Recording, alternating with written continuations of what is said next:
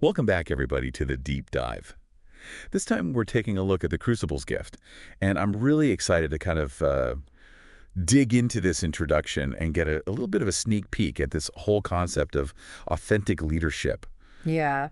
It's really interesting because the book is making the claim that there's actually more to authentic leadership than just doing the right thing. Right. It actually can help a company's bottom line. This definitely takes a refreshing approach because instead of diving into a bunch of theory and jargon, it's diving into real stories. Yeah. With people like former COO who walked away from a massive corporate job and somebody who co-founded a foundation after a really, really heartbreaking loss. Right. And not just personal stories. Yeah. It seems like they're kind of weaving in these perspectives from psychologists, too. Mm-hmm. People who have spent years helping others navigate the ups and downs of life. Yeah. I don't know about you, but the way this book starts is pretty powerful. Yeah. It uses the concept of death. Oh. Kind of morbid, Yeah. to get us thinking about how much time we actually spend at work. Right. And if we're truly being our best selves during all those hours. It's a very thought-provoking way to frame it. Yeah. To really consider if you're spending your time well. And then the book quickly transitions to Joe Burton, Yeah. who was the COO of McCann World Group. Oh, yeah. And he left what many would consider a dream job to start a company focused on wellness.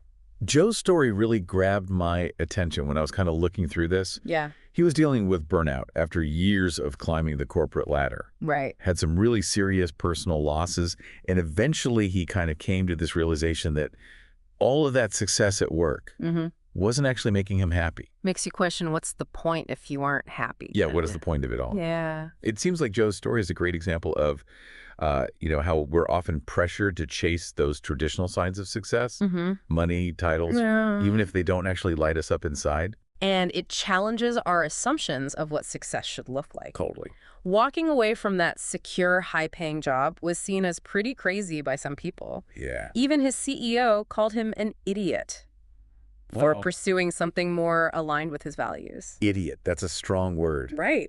It seems like we're often pressured, not even just in careers, but just in life in general, Absolutely. to live up to somebody else's definition of success. It is, and the Crucibles gift even touches upon the role of parental pressure in all of this. Oh, wow. And how it can contribute to a culture of seeking validation from others. Oh, that's so interesting. Rather than focusing on our own genuine happiness. And that's where this book introduces its authentic leadership model, which is broken down into 3 layers. Yes. The first layer is called the Crucible. Yes, and the Crucible refers to those defining moments in life that force us to look inward. Oh, okay. And really get to know ourselves. They can be positive or negative experiences, but they shake things up and lead to a deeper understanding of who we are. Okay, so those events or challenges that push us to grow. Exactly. And to illustrate this, the book shares the story of Lisa McDonald. Okay. She's a former TV personality and social worker. Interesting. Lisa went through some really tough stuff in her childhood, but those experiences actually shaped her path towards empowering others. Lisa's story is a great example of how facing difficult situations, those crucibles, can lead to a deeper level of self-awareness. Okay. And from that self-awareness, the book argues comes greater integrity and compassion. So it sounds like that self-awareness is a crucial part of this authentic leadership model. Definitely. You can't lead others effectively if you don't even know yourself, right? Yeah. And the book uses John Toomey as an example. Okay. He's a fatigue expert and author who, during a personal development course, had this really profound realization about a difficult childhood experience with his father. And what struck me about John's story was that he wasn't even directly trying to unpack that specific memory when the realization hit him. It speaks to how profound self-discovery can be. Yeah. Sometimes those insights come when we least expect them. It's like those aha moments that just change your whole perspective. Totally. Then there's a story of Jay Scott, who co-founded Alex's Lemonade Stand Foundation. Okay. He turned the unimaginable grief of losing his daughter to cancer Oh, wow. into a mission to help other families going through the same thing. That's amazing. I mean, talk about compassion. Jay's story is so incredibly moving. Yeah. And it shows that authentic leadership goes beyond just being self-aware. Yeah. It involves a genuine desire to connect with others and make a positive impact on the world around you. It's not just about climbing the ladder and making the money right. No? But you know what's interesting about this is that the book doesn't actually shy away from the practical side of things. Yeah. It actually addresses how authentic leadership can impact a company's bottom line. That's right.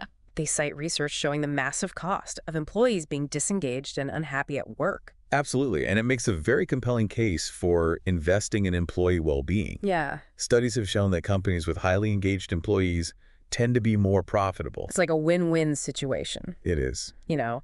And then the book kind of ends this whole section by highlighting author Brad Stulberg's passion for learning Okay. and emphasizing that this drive to learn is a major characteristic of authentic leaders.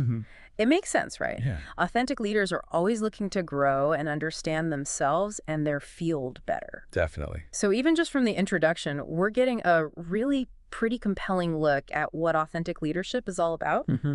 And I'm honestly pretty excited to see where the rest of the book takes us. I agree. The introduction has definitely piqued my interest. Yeah. Feels like we've only just scratched the surface of what the Crucibles gift has to offer. Yeah, I think so too. It's really exciting. It's going to be good. Yeah. It's interesting that the book doesn't really give us like a rigid definition of authentic leadership right off the bat. It's true. It doesn't, does it? No. I was thinking about that, and it makes me wonder if maybe he's trying to do something different with this book. Yeah. You know, like maybe get us to form our own understanding of what authentic leadership means through these stories and insights. He could be trying to get us to actively participate in the learning process. Yeah. Because what resonates with one person might not have the same impact on another person. Yeah, totally right. Yeah, it's not a one-size-fits-all kind of thing. No. And speaking of resonating with people, the book spends some time on this idea of relatability Yeah. being like a key ingredient in authentic leadership. Yes, and he uses Elise Carr as an example. She's a sexuality expert and former model. Wait, a sexuality expert? Yeah. Okay, now I'm really curious. Yeah. How does that tie into leadership? Well, she talks about the importance of taking care of yourself, mind, body, and spirit. And she focuses on nurturing 3 main relationships. The one you have with yourself, the one you have with something bigger than yourself, Okay. whether that's spirituality, nature, or a higher power or something else, and the relationship that you have with your tribe, your close circle of support. Okay, I think I see where this is going. Yeah. It's like you can't lead effectively if you're running on empty. Right. Exactly. You need to prioritize your own well-being and connect with something that gives you meaning and purpose. Elise emphasizes that you can't pour from an empty cup. Yeah, You need to take care of yourself so you can show up as your best self for other people. that makes total sense. Right. And it seems like this ties back to what we were talking about earlier, Yeah, about compassion being such a crucial element of authentic leadership. absolutely. The book argues that these truly authentic leaders are not just self-aware. They're also deeply compassionate. They genuinely care about those around them. And it's not just about being nice or friendly. No. Right. The book mentions that these relatable leaders actively seek out connections with people. Yes. Throughout their organization, they take the time to actually get to know them on an individual level. It's about going deeper than surface level interactions. Right. It's about valuing each person for who they are, seeing them as individuals, not just cogs in the machine. Which I guess leads to that sense of belonging and psychological safety that we hear so much about these days. Exactly. When people feel seen and valued, they're more likely to be engaged, productive, and willing to contribute their best work. Speaking of engagement and productivity, this reminds me of what the book said about the financial impact of authentic leadership. Ah, yes, the so what question. Right, exactly. It's all well and good to talk about, the importance of compassion and being relatable. But some people might wonder how that actually translates into tangible results for a business. Exactly. But what I like about this book is it doesn't just gloss over that part. Right. It actually cites some pretty compelling research. It does. Like, for example, it highlights research from the Gallup organization Yeah. showing that companies with highly engaged employees are way more profitable. Yeah, and there's even a study that found that happiness in the workplace led to a 12% increase in productivity. So it's not just some fluffy feel-good concept. Right. There's a solid business case to be made There is. for prioritizing authentic leadership and creating a work environment where people feel good and connected. Absolutely. And the research is only growing in this area.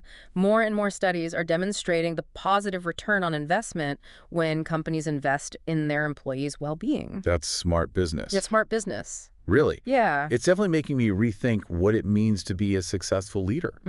It's not just about hitting those numbers or climbing the ladder. It's about something bigger than that. It's about creating a ripple effect that benefits everyone involved.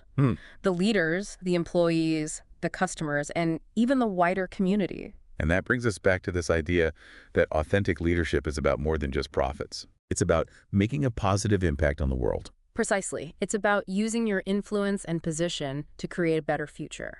So even just from the introduction of the Crucibles gift, we've uncovered some pretty powerful stuff. Yeah. It's given us a lot to chew on as we prepare to dive into the rest of the book. I agree. It feels like we've only just scratched the surface of what this book has to offer. So it seems like the book is setting us up to really explore this idea of what authentic leadership looks like in practice. And one thing I'm finding really interesting is all these different voices that they're bringing in, not just CEOs and executives, but authors, psychologists, even a former TV personality. Yeah, that's what makes it so compelling. It's not just focused on leadership in the traditional corporate sense. Right. It's about being authentic in all areas of life. Yeah. Whether you're running a company, writing a book, or just navigating your own personal journey. So it's about more than just these titles and positions. Yeah. It's something deeper, something more fundamental to who we are as human beings. Exactly. And it provides a framework for thinking about authenticity through the lens of our own personal experiences and values. Yeah. What resonates with one person might not resonate with another, and that's okay. Yeah. It's like we're being invited to define authentic leadership for ourselves based on what's true and meaningful to us. I think that's a great way to put it. It's an invitation to a journey of self-discovery, both personally and professionally. So for anyone listening out there who's kind of feeling intrigued by this whole concept of authentic leadership, Yeah. I would say definitely dive into the rest of the Crucibles gift. Yeah. It's packed with these stories and insights that can really help you on your own path. And as you continue reading, I encourage you to reflect on your own experiences. Yeah. Think about the leaders who have had a positive impact on your life. What made them stand out to you? What qualities did they embody that resonated with you? Those are great questions to consider. Yeah. And you know what? The answers might surprise you. You might discover that authentic leadership isn't about having all the answers or fitting into some kind of mold. It's about being true to yourself, embracing your strengths and your vulnerabilities. And leading with compassion and integrity. Exactly. Well, I think this deep dive has given us a fantastic glimpse into what the Crucibles gift has to offer, and has definitely sparked my curiosity to learn more. Mine too, and I have a feeling we'll be revisiting these themes as we continue exploring the book. Until next time, keep diving.